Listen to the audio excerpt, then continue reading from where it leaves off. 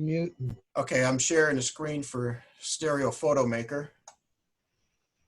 I think most of you have used this or at least looked at it. And there's only a few icons when you first open it up because there's not much you can do unless you have images up there. The most basic thing about StereoPhoto Maker is aligning a left and right stereo pair. Rick, I'm not seeing it shared yet. You're not seeing it share? How about the rest of you? Anybody else seen it shared? It's mostly a black screen, upper left-hand corner. Oh, okay. It's a StereoPhoto Maker. Yeah, it is. I wasn't paying attention. Okay, I haven't opened images yet. Oh, okay. Then I'm good.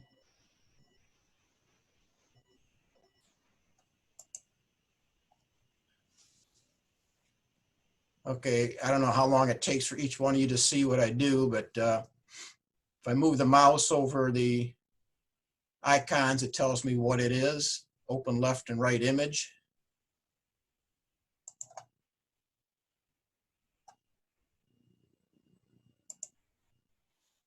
If you have the left and right image in the same folder, you can click the left and then the right and then hit open. If they're in different folders, you open the left and then it'll ask you to open the right.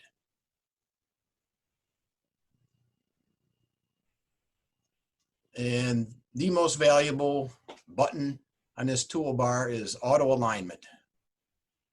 One click in the lower left-hand corner, it's got a little taskbar there showing you it's working.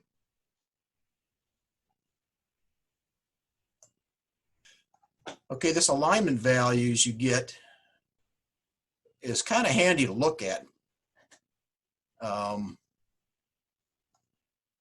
The size, even with a pair of identical cameras and the same firmware set to the exact same zoom level, I always get 0.1 or possibly 0.2% difference in size. And StereoPhoto Maker makes the pictures exactly the same size, which is necessary to get your best alignment. The rotation at the top of this box, this came out 0. Usually it's about a 0.1 degree difference on each one. My brackets are pretty good, but not perfect. So StereoPhoto Maker does any rotational alignment necessary. Hey, Rick. Yes. What is the keyboard command for auto alignment? I don't know, because I've got a button on the toolbar. I just click that. Oh, okay. I was told to click Auto A. I mean, Control A, or just Alt. Does anybody else do that? If you go in the menu, if there's a software shortcut, it'll tell you in the menu, right next to the item. Well, go up there, Rick, and check under Adjust. Well, I have to close this window first. I wasn't through talking about it. No, you don't. No, you don't. Just go up to the menu, okay. Adjust.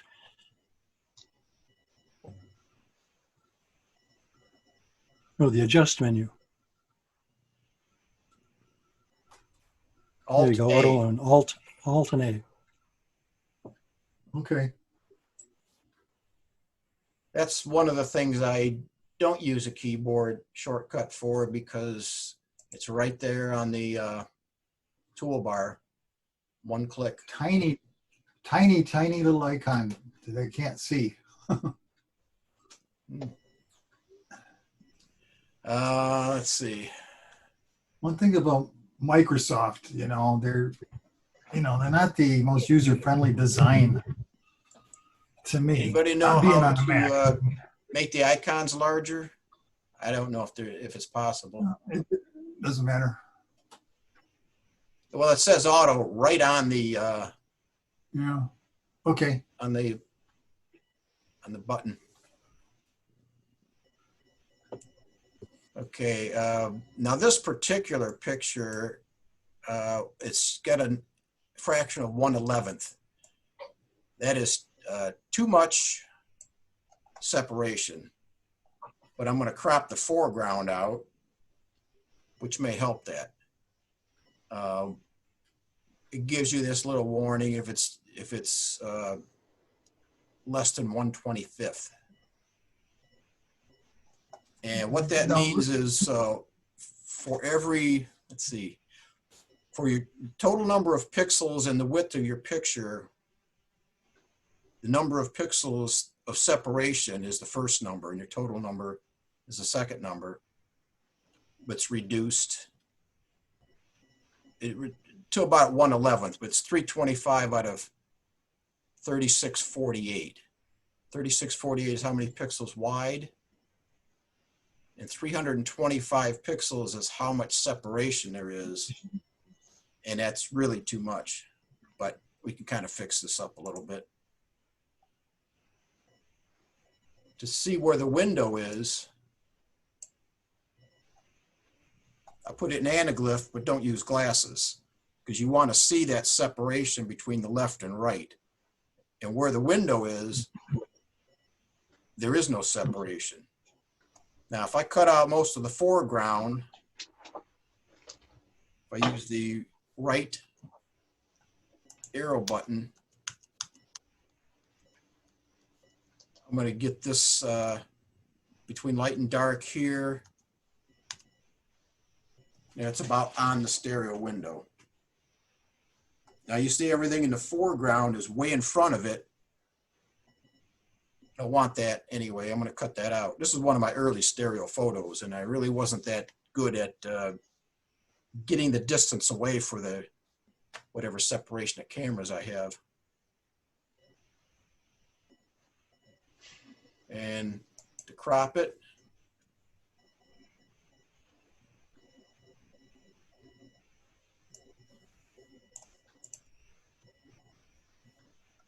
So you have to crop in anaglyph mode? no, you do not. But if it's in anaglyph mode, it's a much larger picture.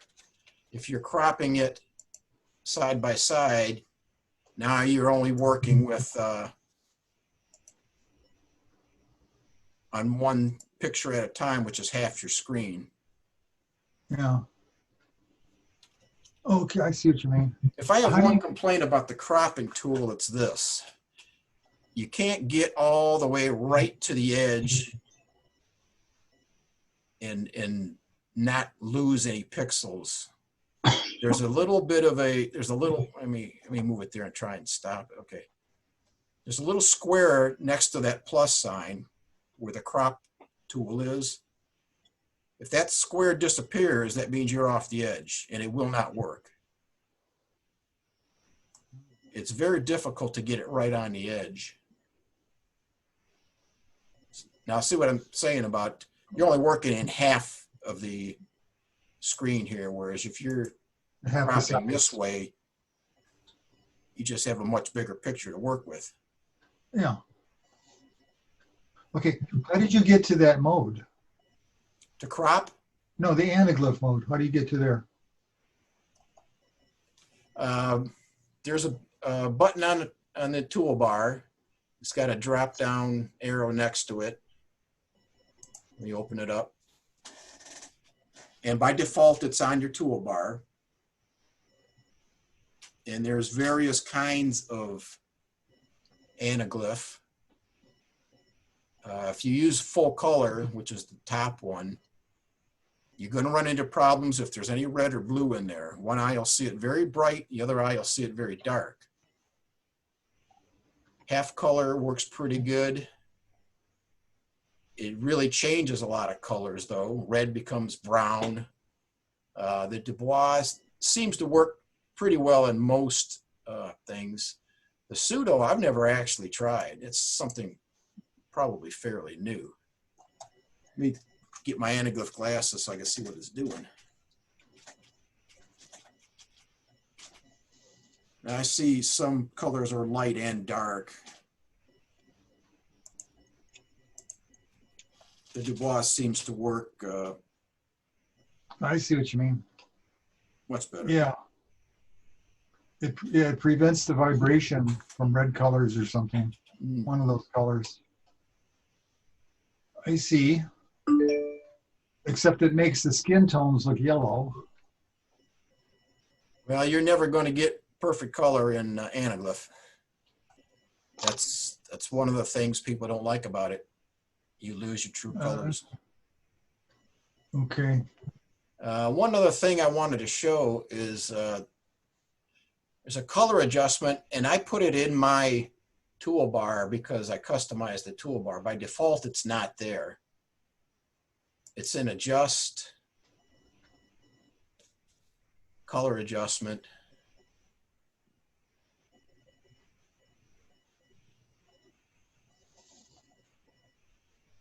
Or there's auto color adjustment. What auto color adjustment does is you pick the left or the right, and that stays the same, and the other one tries to get the exact same color, same density. Density is something I didn't actually show you guys, but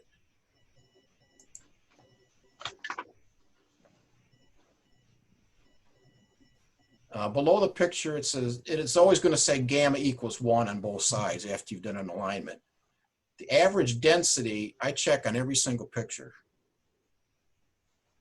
It's 105 on the left eye, 97 on the right, which means the left eye picture is brighter than the right eye.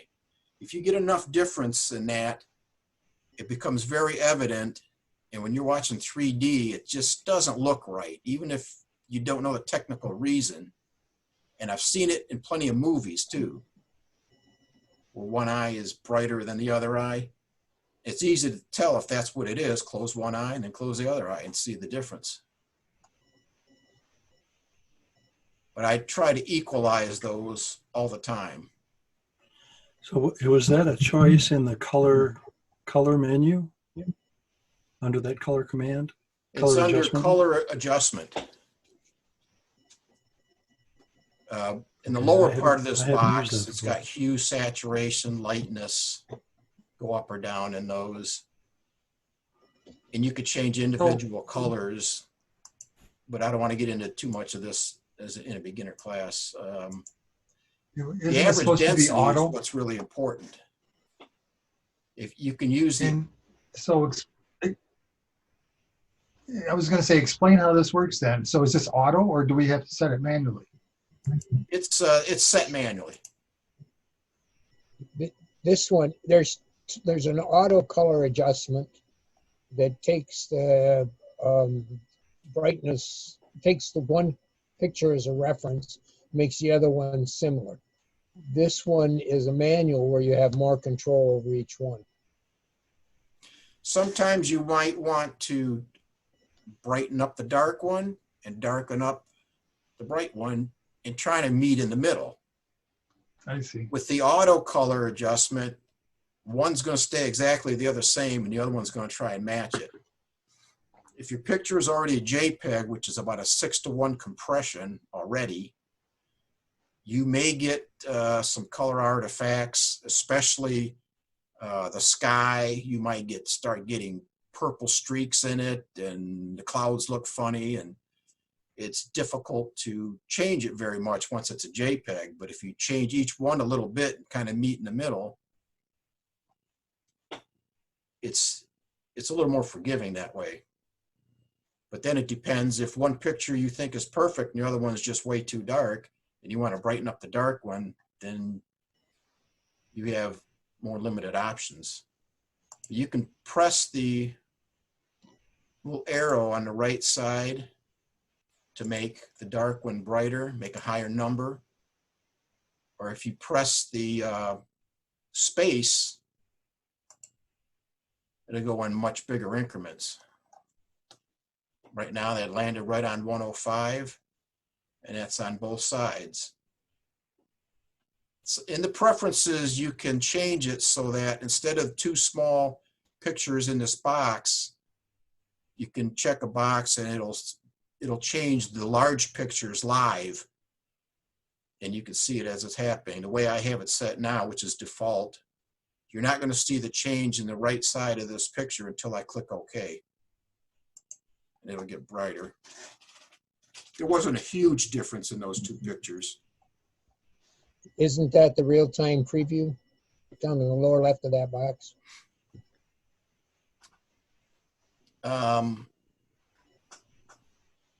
No, I don't think so. I don't think I never noticed any change until. In the color adjustment, in the lower left, it says real-time. Oh, real-time preview? Yeah, that might do something for you. Well, see, that makes the two pictures inside that little box you're working in disappear. Now, if I change it, because it's going to change right in the, you see the right pictures on way over. Right. But what it's doing is giving you a bigger preview.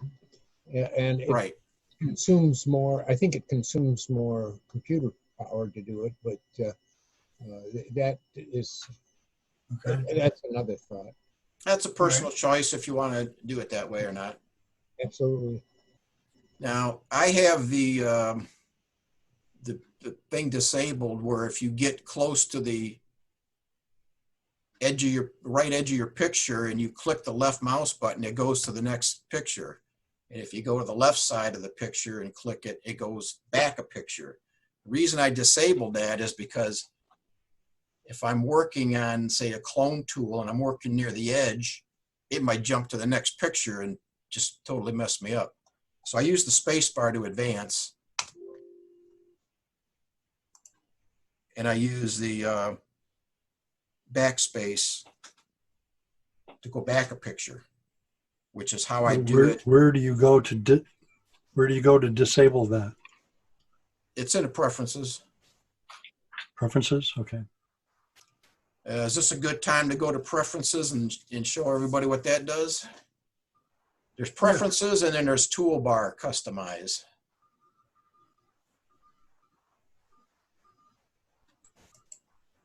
Under edit, it's the third item from the bottom. And by the way, this is a new version as of about 4 or 5 days ago. There's been a lot of updates to StereoPhoto Maker lately. Let me move this to the center of the screen. So everybody see in the preferences box, the top thing in this general, I don't think that's even used anymore. That SUSE 32-bit plugin folder, I think it's built in right now. Your slideshow interval, which I've got highlighted and it's in blue. That's how many tenths of a second. So 100 is 10 seconds. That's what I've got that set for. If you're home looking at this by yourself, you're probably not going to go on a slideshow. Just going to advance them as you see fit. The undo buffer, as I was telling Dennis Hanser at the start of this, when people were just getting into Zoom, by default, there's 99 actions that you can go back and undo, which I think contributes to StereoPhoto Maker crashing a lot, because that's a lot to remember, the last 99 things you did. And I cannot imagine wanting to go back last 99 actions. You might as well start it over. So I keep it at 4. I mean, 10's a pretty good number. Should never even need that many. But then it doesn't have to remember so many things. This one on the bottom, when add thumbnail image to save file, copy original EXIF to save file. Well, your EXIF file, EXIF, if you got a digital camera, you should know what that is. It saves all your settings your camera was on when it took the picture. It's always nice to save, and it'll save it into your stereo photo once you're done.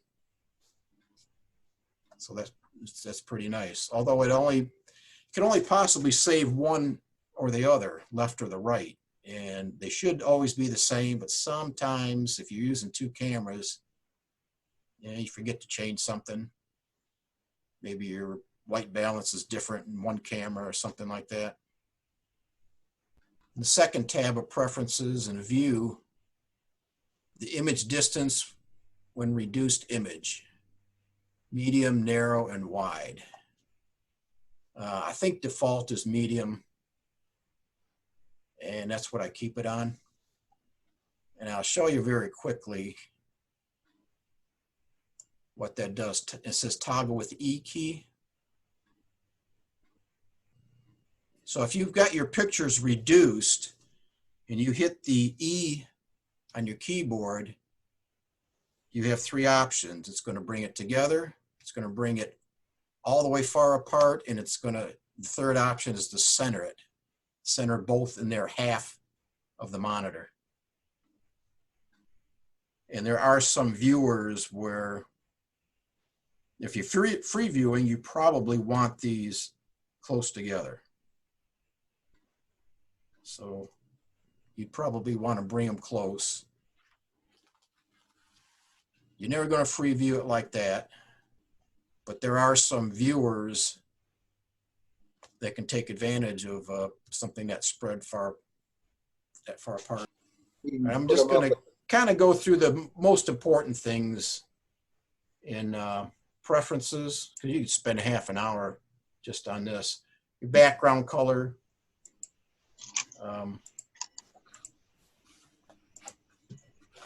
You could change that.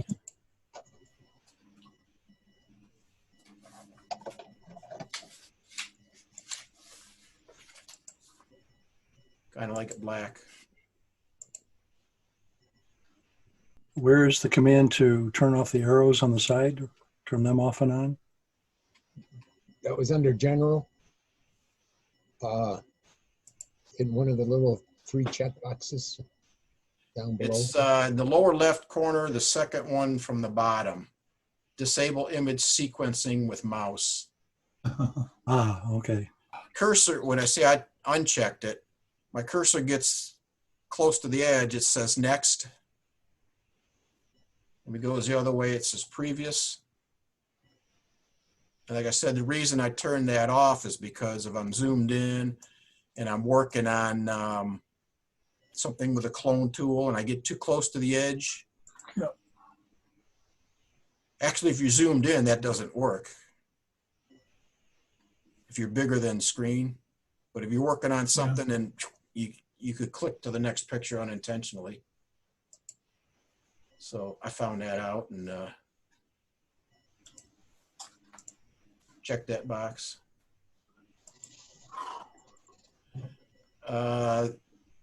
In view of preferences, extra large thumbnail size. Now that doesn't work in Microsoft Windows. I'll show you where it works. Open image file list. Now you got 4 thumbnail sizes: small, medium, large, and extra large. You can get a pretty good thumbnail size and extra large, but that preference can make it even larger if you want it. You can't do that in Windows programs, but you can do it in StereoPhoto Maker. And that's this, I got it set for 420 pixels. I don't know what the default is. I think it's somewhat smaller. But if you want to use very large thumbnail size, you got control over that. And I don't really use this crop settings like I used to. When I was creating MPO photos for my 3D TV, used to go 1920 by 1080 and then got ultra high definition, was going 3840 by 2160. Well, you don't really need to do that because the TV will size it, so I don't bother to resize it anymore. Well, what do you send it to the TV at? I just keep the original, whatever size I have when I'm done aligning, and if I choose to crop anything to make the picture better or to make the picture wider if I don't need part of the top or bottom to help fill that 16:9 ratio. The TV will downsize it to fit the height. or fit the width if it's wider than 16 by 9. So you don't really have to do this. I'll just leave it at that. By default, on your launch tab, side by side, and that's normally what I open. If you, I don't know why you would want to open above, below. For 3D TV, okay, but and maybe if you have a 3D monitor, I don't know, I think they're mostly side by side, aren't they? What is? There is a viewer that that uses the over/under for panoramic. Okay. But that's just what your default is. As soon as you open an image, you can change it to over/under anyway, and then everything will stay over/under the rest of the time until you change it back. The Internet Explorer context menu. About the only thing you could really do in this, this checkbox on the top. If you right-click on an image on a web page, it'll ask you if you want to open it with StereoPhoto Maker, among other programs. But that's how you get StereoPhoto Maker in that list to possibly open it with it. So you just want to check that box. Save file in specific folder. Well, that's going to vary, so I've never filled that in.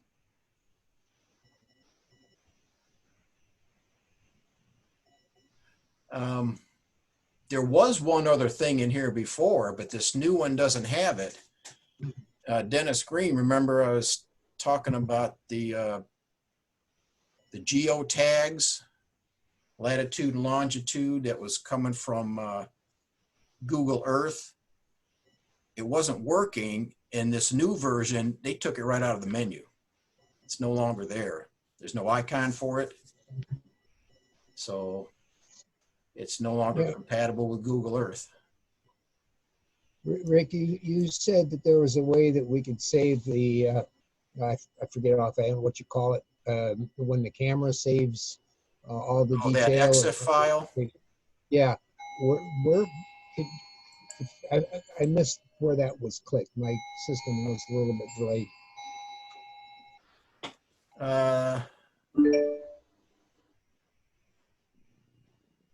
It's in the general, the first tab of preferences at the very bottom, a checkbox.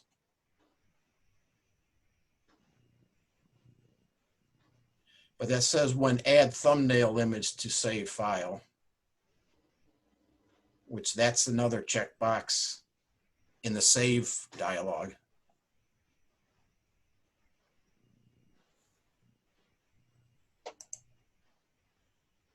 That last tab is adjustment. Auto Pano was a piece of software that used to be used in the early version of StereoPhoto Maker. It's no longer needed, so it's just, that box really isn't necessary anymore. I checked this first checkbox under that, better precision. It's slower, but I'm always after best quality I can get, so I don't mind it's being a little bit slower.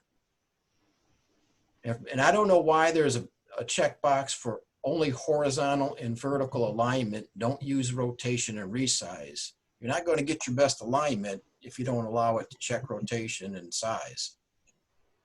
So I don't know. Well, if you have a stereo camera, that that has good alignment, it speeds up StereoPhoto Maker if it doesn't have to look for rotational outages.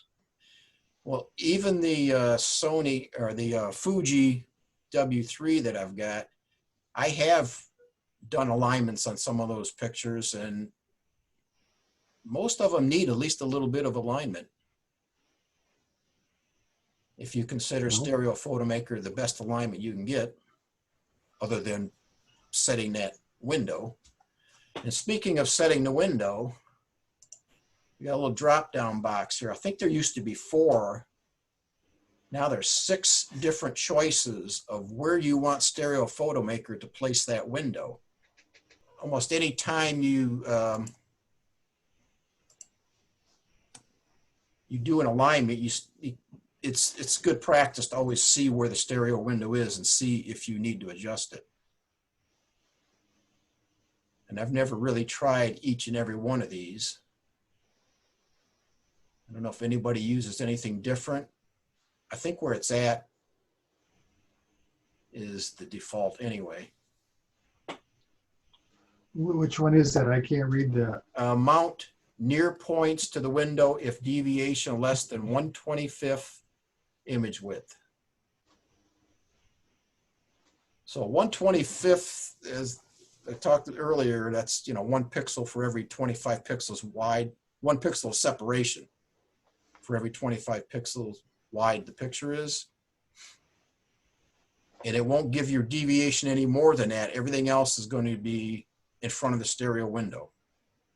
So you may have to adjust that if you want to keep what's in front of the stereo window, or you can crop it out if it's low enough to the bottom edge. If anybody experiments in all these different things enough to know if one's better than the other, let me know.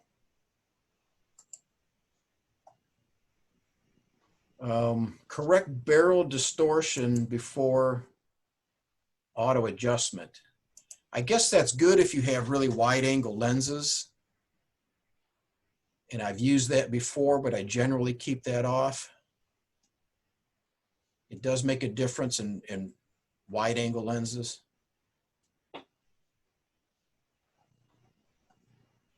And this one here, adjustment, left and right stepping, that's your left and right arrows on your keyboard.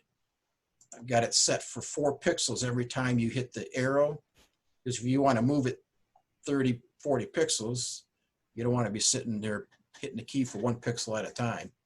But you can get 1 pixel at a time by holding the shift key down and then hitting the left or right arrow on your keyboard. So you get it close in increments and then hold the shift key and then you go 1 at a time if you want to get it perfect. The auto crop after adjustment. I don't know why you would not want to do that. If that's unchecked, you will get uneven lines on the edges of your picture, top and bottom, sometimes sides as well. And you're not going to get a clean view if you look at it in 3D. One eye is going to see something on the top that the other eye is not seeing if it's not cropped even. So I think it's only talking about the auto crop. Some people will do an auto adjustment and then change the adjustment before they crop, and they don't want to lose anything before they get a chance to do their own adjustment after the auto adjustment. Do you keep that off, Dennis? No, I keep it on. Okay. Well, that's a good point, though. And then there's one more box I leave off. Sharpen after adjustment. I generally don't sharpen anything. So Rick, what are the defaults? So some of us have never, I mean, I've never gone on into the preferences. So when I go in there. So whatever your preferences are the defaults if you've never changed them. Well, I know, but you keep changing the boxes, so I don't know what was on before. I don't know what I'm, Rich, I can't remember because I've been using this for so many years. The only way to really find out what the defaults are is to open up StereoPhoto Maker on a computer that's never seen it before. You can reset defaults. You can, but that's okay. Like I said earlier, there's a lot of updates to this software, and less than a week ago was the latest one. Whenever you bring in a new version, all your defaults get changed over to the new one. I know, but I was looking for some advice saying, well, this the program's defaulting to that, and I want you to change it to this because it works out better. That's what I need to know. Well, I really don't remember all the defaults. Okay. I can tell you the way I have it set and why. Yeah, that's And good that's enough. that's the best I can do. That's good enough. Yeah, if you guys have any questions about this at some later time, if you don't think of it tonight, just send me an email. Okay. Tell me now what's what- on your mind, and I'll, you know. I think what happens is that the defaults are good, and you will know that you want to change something because you don't like it that way, and that will drive you to go to the preferences and change it. So I think that if there's anything you want to change about the way it works, then go see if you can find it on the preferences. I think that's the way most of us operate. All right. Well, it's a good idea just to look and see in preferences what's there. Yeah. And so you have some idea of what you have control over. Right. Okay.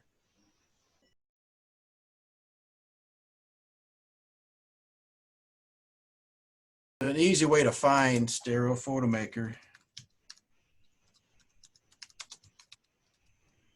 Just go to Google, click the top one.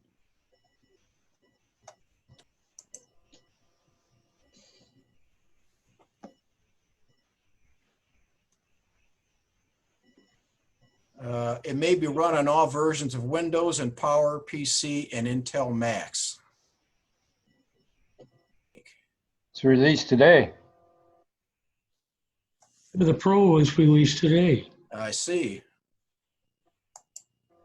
Well, we'll be working with that next week, I guess.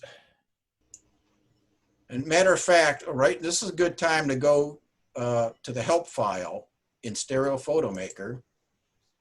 And under help, I'm going to hold it there for a few seconds so everybody can see it before I click on it. It says Okay. help web. Yeah. Mm-hmm.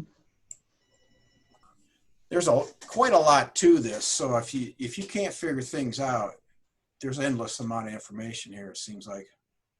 If you start reading from the top, you start getting into some complicated terms and it may be intimidating. Forget that. Just the most useful thing out of all of this, on the left side, second from the bottom, it says menu. And then it has each menu name with a drop-down list. So if you're looking in StereoPhoto Maker, and these may not match exactly either,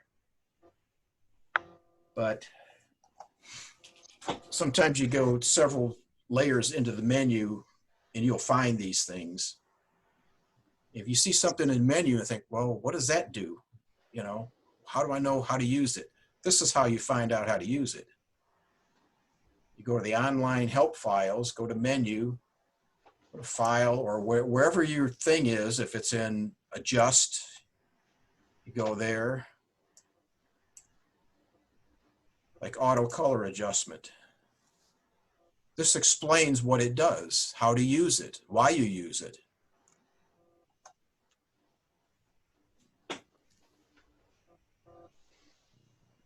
The alignment mode. If you want to know something, how to do that. Now this is all manual alignment. What I used was auto align. I'm not sure the reasons why you go into manual alignment. I'm pretty happy with auto align.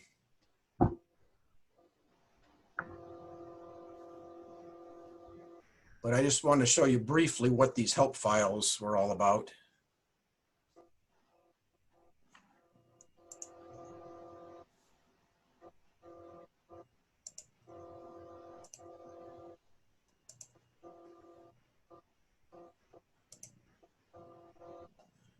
All right, I'm back to StereoPhoto Maker. Yep, it's there.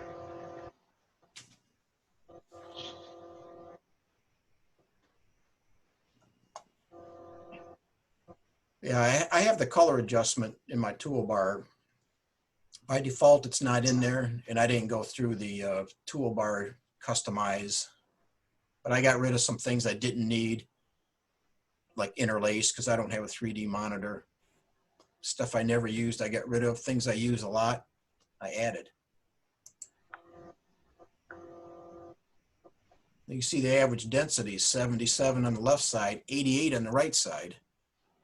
It's a little brighter on the right side.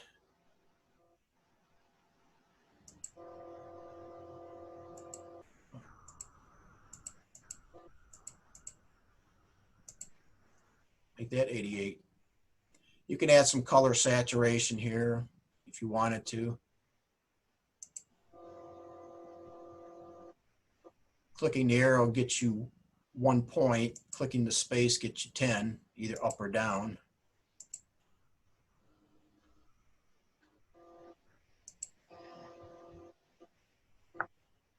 I'll go to my auto alignment button.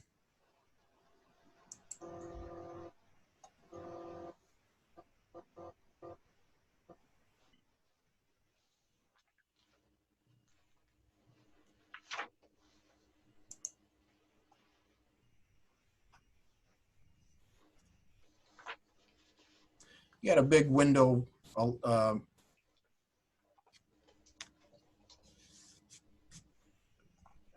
alignment in the bottom. It's a window violation. I'm going to crop that to bucket out anyway.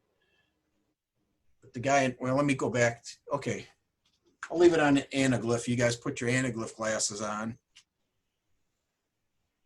This is the way StereoPhoto Maker aligned it. So even though I'm going to cut out that bucket on the bottom front, the guy on the left is actually in front of the window a little bit. One easy way to tell is look at just your right eye and look at just your left eye. Your right eye should see more of what's on the left edge of the picture. If the left eye sees more, he's in front of the window. If you put your cursor up in the image, it's at the window too. So when you're moving your cursor around, if it looks like it's behind the guy, then that'll tell you. That is correct. That's a good point, Dennis. I do that quite a bit on my 3D TV. Yeah. The whole guy. The cursor is completely behind this guy, and the cursor is always at the window. So if I use my right arrow key on the keyboard, I can change the window position. Kind of put his shoulder right about at the window or slightly behind it. Now it's a little more natural looking. Doesn't look like he's kind of sliced and pushed in front of the window. Is there a Control Z? For undo? Yeah, so we could compare before. In StereoPhoto Maker, it's just Z. There is a Control Z, I forget what it does, but it doesn't undo. It does something different. So just Z. Can you Z that? You want me to Z? Yeah, Z it. Okay. It made it smaller too, but yeah. Oh, well, you can't Well, tell it that. undid the entire alignment because moving over left or right with the keyboard is not considered something you can undo. So it undoes the last thing before that. Okay. So I'm going to go forward, redo. Now I've got, this is how it aligned it right here. Okay. That's good. His shoulder's right at the window.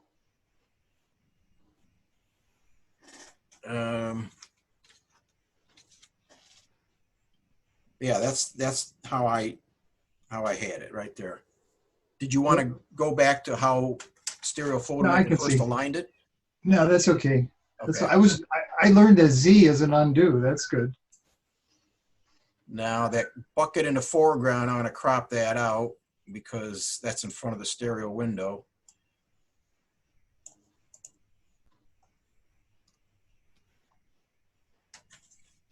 Oh yeah, much better. And that would be a natural looking picture. Yeah, much better. So Rick, let me ask you a question. Sure. So a window violation would be that guy's shoulder, the way it was before. Is that right? The guy on the left. Well, his whole body was kind of in front of the window. Yeah. But so was the guy on the right, but it didn't bother me on the right because he's not touching the edge. Okay, that's how it first aligned it. Oh yeah, it's vibrating. The left is vibrating. But the guy's okay. shoulder, I think you're right, Rich. I think he was in front of the window. yeah, the guy on the right is in front of the window too, but it doesn't bother you like the guy on the left. Because he's not touching the edge. Yeah, If he touched the edge, it would also bother. yeah. But he's through the window at the bottom, along with the bucket and the bottles and the glass and everything like that. Yeah, he Right, is. but your mind doesn't object to that quite so much, as when it touches the edge, it's both at the window and in front of the window at the same time. And you get a sort of a cognitive dissonance. Yeah. Whereas when it's not touching the edge, it's in front of the window, but your mind accepts it. No, mine does. Keith, does your mind accept that bucket in the front? Because I have a problem with it. No, we don't. Yeah, that's accept. a little excessive. Okay, that's why I cropped it out. But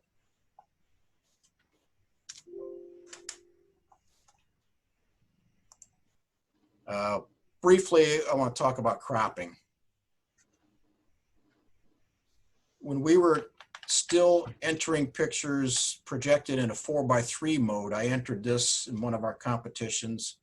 I think it won an award, honorable mention or third place or something like that.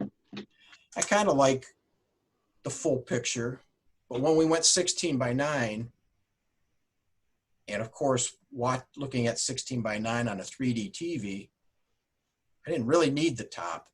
I liked this picture, so I had both pictures on my hard drive, and every time I looked at them on my 3D TV, I looked at this, and with the top cropped off, and bringing a little bit of the bottom cropped off, it ended up like this. Now I'll show that in, well, I'll show them both in Anaglyph.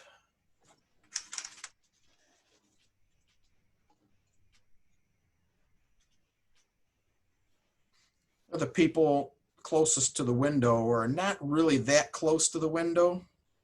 And if you get too much foreground, and some pictures have huge amount of foreground, the viewer just kind of says, I'd like to be a little closer to what I'm looking at. So by bringing them up closer to the window, I think that improves the picture. That's cool. How did you do that? I cropped it.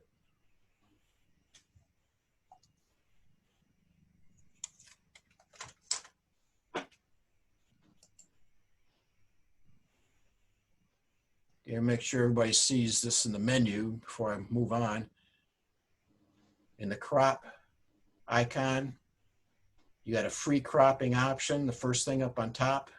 The rest of those things are, if you define what pixel size you wanted, like I showed you in preferences where I say I don't really use them anymore, that's what those are for. The free cropping option, you could set your ratio, and I already have it 16:9. I just have to check that box right there.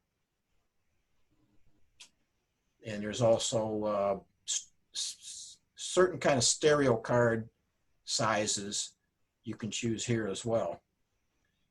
Now at 16:9 ratio and the box checked, it's automatically going to size 16:9. So that's 16:9. Oh, and this is another thing in preferences, is a two-stage cropping.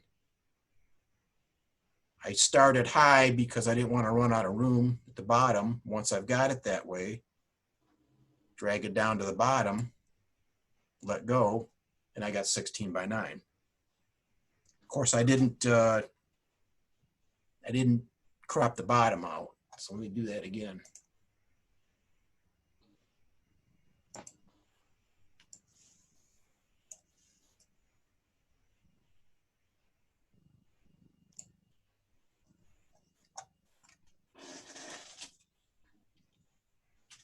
Okay. Very cool. Now, You know, before you go I ahead, didn't everybody. change the window either. They really should be a little closer. There. one of the things I use to determine cropping potential is the zoom feature, because you zoom in and you sort of get an idea of, especially if you've got a 16 by 9 PC monitor that you're looking at. If you zoom in, you sort of get a feeling of what it would look like before you do the cropping. And then you can go and do the formal cropping. Thanks, Al. That's very true. The purple's a good color too. Yeah. Well, it's a light blue. It's not really purple. Is it? It looks purple here, but So this is the one I had pre-cropped earlier. Now this is one that absolutely has to be cropped. Some nice action in this picture. They're kind of far from the window. I don't need the space at the bottom. I don't need all that sky. I really don't need all that space on the left side either. So without my glasses, I can see where the window is. I'm going to move it over so that the umpire's closest foot is almost at the window. I don't want him right on the window, but pretty close. Rick, is there a sequence that you use between cropping and adjusting? Do you always crop first and then adjust, or do you adjust first and then crop? I adjust the window first and then crop.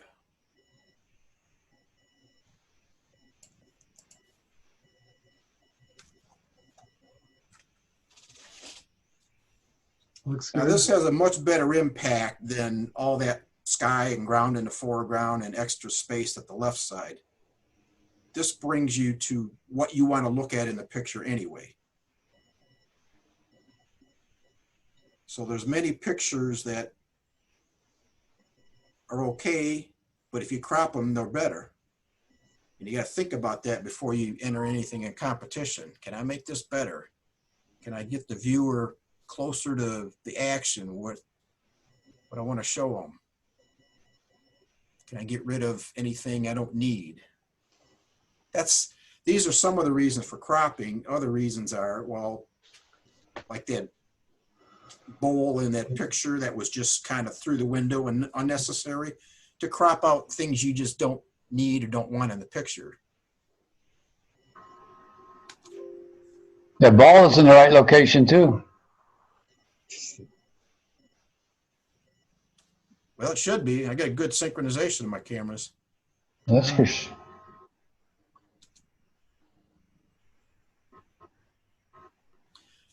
Another example, the guy in the foreground fishing, I kind of wanted him closer to me, so I adjusted the window to get him pretty close.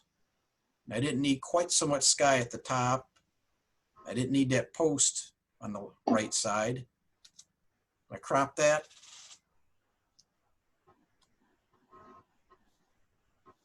I just think it improves the picture quite a bit.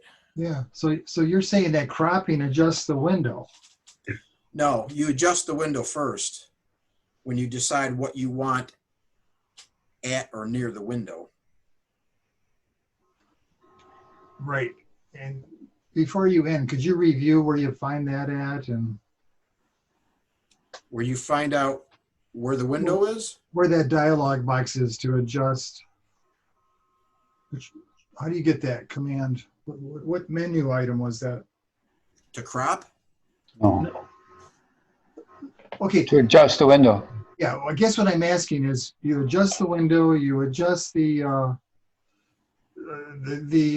image or the brightness, and then you crop. That's your order. Or did you? Oh, you want to know how the brightness of the image? Yeah, we want to know your 3 steps in the order you do them. Well, I do the alignment first. Okay. Alt-A, okay. Go to color adjustment. The density is 100 on both sides. Where's color adjustment found at again? Under Go in adjustment? the menu, go under adjust. Okay. And then Okay, I remember now. Color adjustment. It's much easier to just put that icon in your toolbar. I don't know how to do that. Well, under edit, all the way at the bottom, it says customize toolbar. Oh, okay. And it's quite similar to many, many computer programs. The right side shows what you have in your toolbar in the order you have them. Left side shows you everything else that's not there that you could put there. Oh. So if you click on something on the left side, you can add. If you click on something on the right side, you can remove. Okay. If you don't like the position, you can click move up or move down. Oh, cool. So now, You can add where's some the toolbar separators located? in there. Where's this toolbar located? Under edit, all the way at the bottom. No, where's the actual toolbar located? Well, that's right above the picture. Oh, I thought that was the menu. Okay, but that's what they call the toolbar. Well, the menu is file, edit, view. Okay. The icons below it are the toolbar. Okay, so I didn't know that. See, in Photoshop, the toolbar runs down the side of the picture. Right, right. So I didn't know where this thing was, what you were talking about. Okay. Boy, it helps to start right at the very beginning sometimes, Rick. I knew you'd get a lot out of this, Rich. I'm really basic.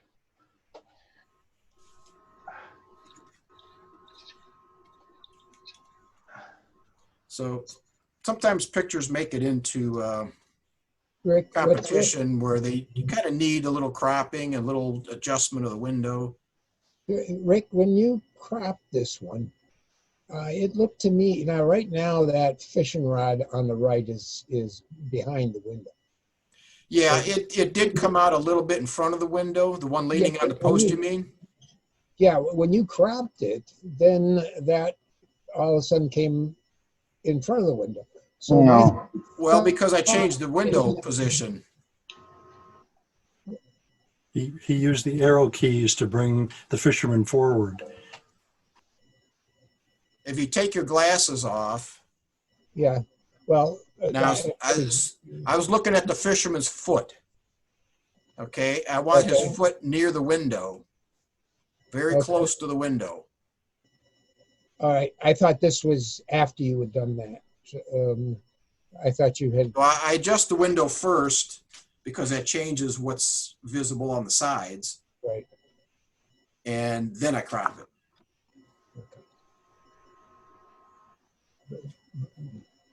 But cropping never changes the window. No, never. Okay. You got to change it.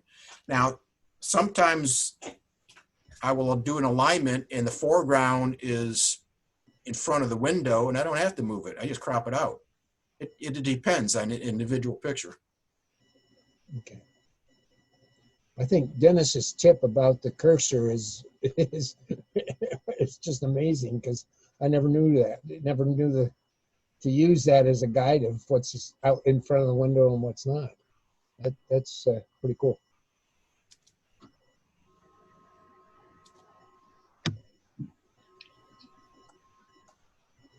And again, you got a lot of foreground here that's really not necessary. So if I move the left arrow key, and now, like you mentioned earlier, Al, you can zoom in and work on it. And sometimes it's necessary to see exactly where that window is if you've got a really small or hard to see item that you're trying to put at the window. So I don't want it exactly at the window because I'm going to have a little bit of pavement in front of it. So now I've got my window adjustment. Gotta get my,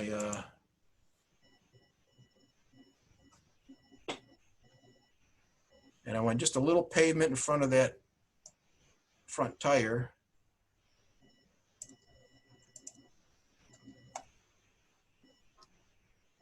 I go 16 by 9.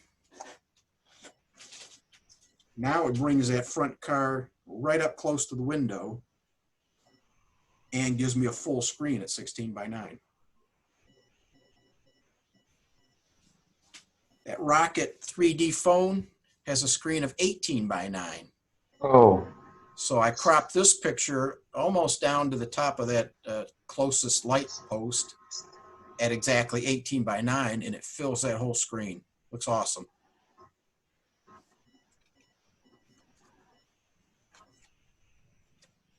Well, Lindell, there's the old car festival that we may not see this year.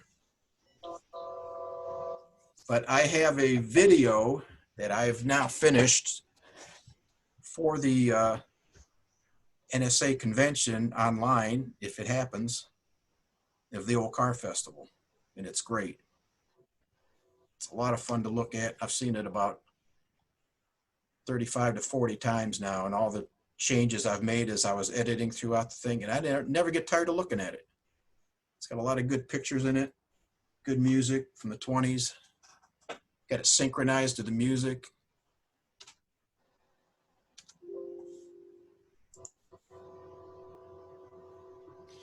All right, I'm going to stop here and see if anybody has any questions. I have one quick question before you go. Well, how do you save it to the TV? I mean, how do you make the, where do you go to make the MPO? Right where it said save. Is there something under this to save as MPO? Yes. Okay. I've just been using just S.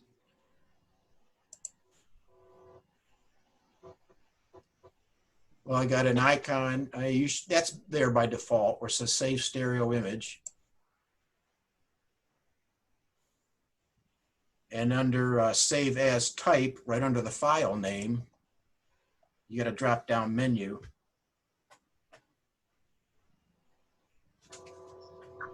Yeah, I don't see the MPO in there. Yeah, it's not in there. You know, I don't use it this way. I use the keyboard shortcut. It's I don't go back to file, Rick. Under the file itself. oh, under the file menu it says save MPO file. Yeah, There's that's there's the alternate S shortcut. Okay, Alt S. Okay. what. But see where it says save MPO. That's what I was trying to get to. Okay. I couldn't find that. I've been using the keyboard shortcut for so long that I forgot it wasn't in that original menu. See, you do use keyboard shortcuts. Yeah. Oh, yes. I use some. Yes. I'm Rick. I'm going to go ahead and unmute everybody so you can sort of have a. Okay. Yeah. Do that. I can do that. It's on the participant. There you go. Everybody's unmuted, so you can. I think some people have left already.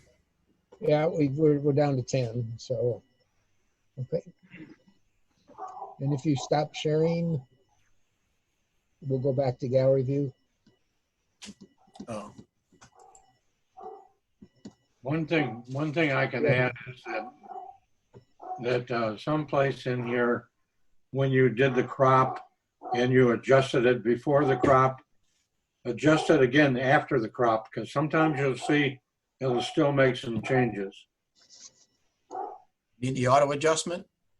Auto adjust before and after. That's been my experience, as it always changes a little bit after a crop. Right. Well, you know what? If you do an auto adjustment and then the next thing you do is auto adjust again, it'll change it a little bit every time. Yeah. Even if you didn't do anything. Yeah.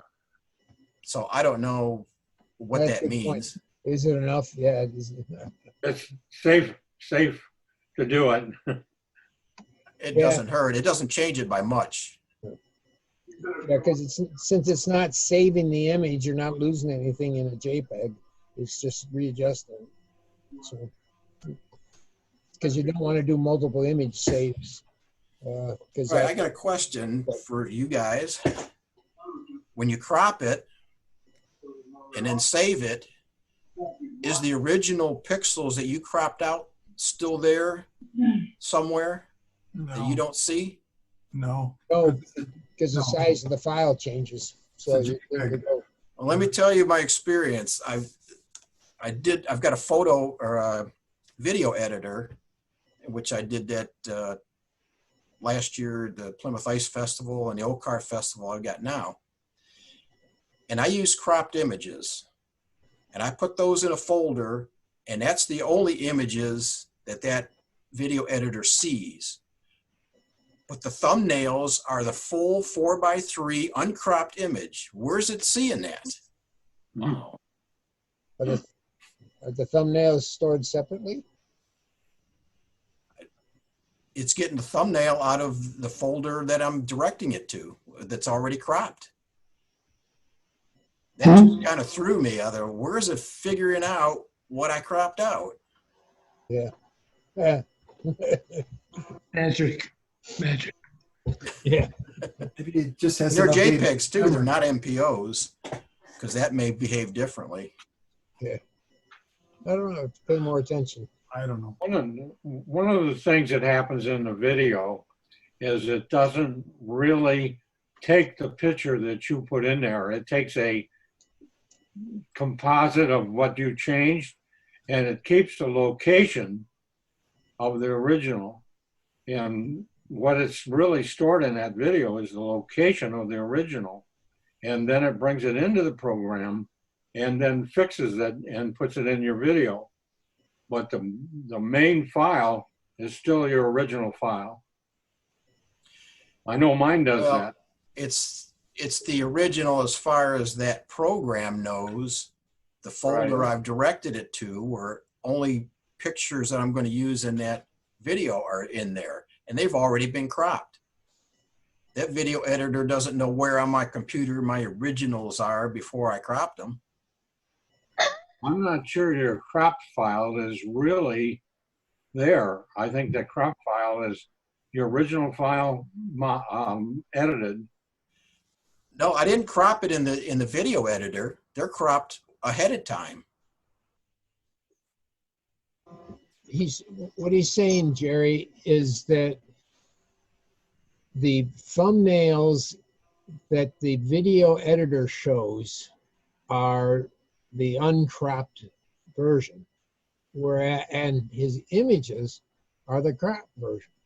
So he was wondering, where does the thumbnail, where is it stored? Is it separate? Is it a separate little file? And I thought they were separate little, like ICF or ECF file, because some of them say store thumbnails or save thumbnails with the file or something like that. I don't know. I gotta run, guys. Take care. If I leave, it won't matter because Rick's host. All right. You know I'm co-host, so take care. Bye, Al. Okay. See ya. Bye-bye. Thanks. Great job. Anybody else have any questions, comments? Great job. Very informative. Yes, thank you. Oh, thanks. Yeah, Hey, thanks. everything was good. Very good. What are your plans going forward, Rick? This is as far as I've planned it, Rich. I thought this was just lesson one. It is. I got it scheduled every week Yeah. at that's what I thought. 7 on Wednesday night, but I haven't decided what I'm going to cover next week yet. Oh, I had to see how this was going to go first, see what kind of questions you guys had, and kind of figure it out from there. Okay, I think you can see you have all educational levels here. That's always makes it tough.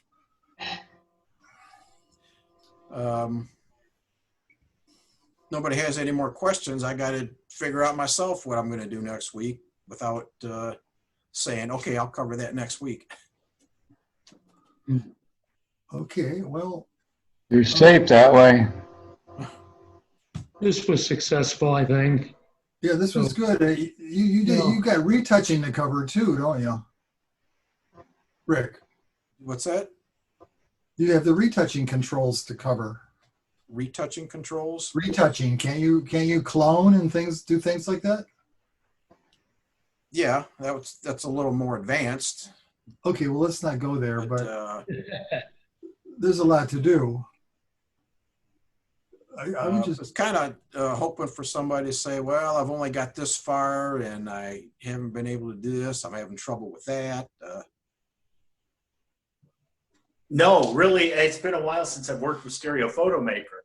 But I'll tell you what you showed me tonight is stuff I didn't know, and I've been working with it for 5 or 6 years now, at least. So now it makes me want to get back in there and fuss around a bit more, because I didn't know you could do some of the stuff you can do. So, you know, and as each version has come out, things change and things, upgrade and such. So this is pretty cool.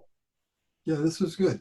I tell you, as a teacher, I know that a student can only absorb 10 to 15% of new information at one time. So, you know, I'm glad you have this ongoing, and then you have to reinforce it as you go along too. Well, as you try the Now exams?